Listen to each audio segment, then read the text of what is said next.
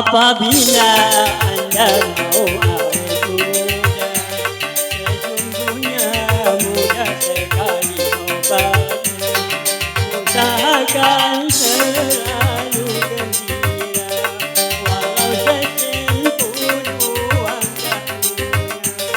Walau perlu banyak-banyaklah tertawa, tetapi jangan seperti orang gila.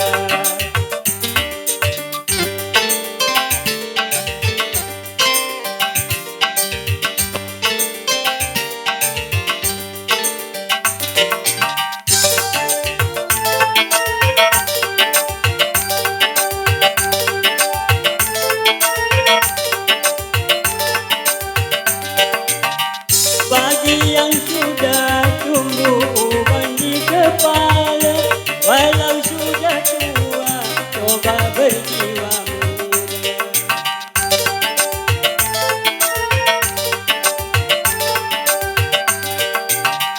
Juga bagi orang yang tak bergigi lagi, pasang gigi palsu kembali muda lagi. Kalau mau nasihat saya, pasti Anda akan melihat hatinya. 10 tahun kan lebih muda dari usia Anda semula. Apabila Anda mau awet muda, coba lakukan saya punya cara.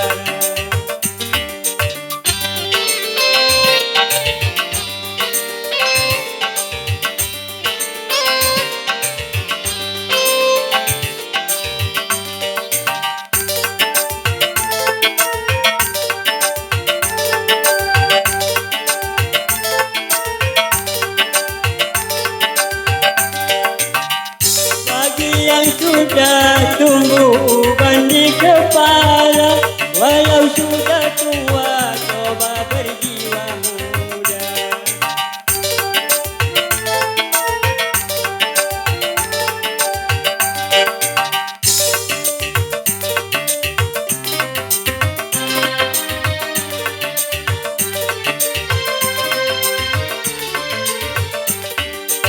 Juga bagi orang yang tak bergigi lagi, pasang gigi palsu kembali muda lagi.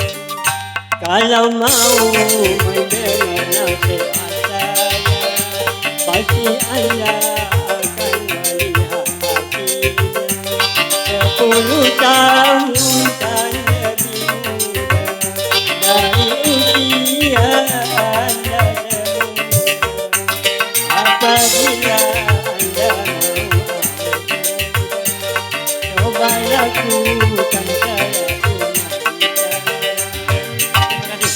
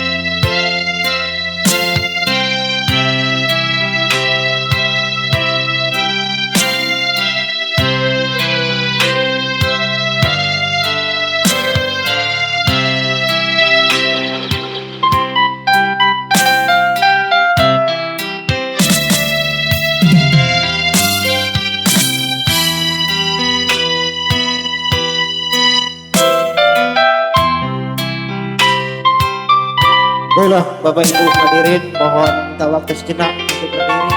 Kita sambut Raja dan Ratu dulu.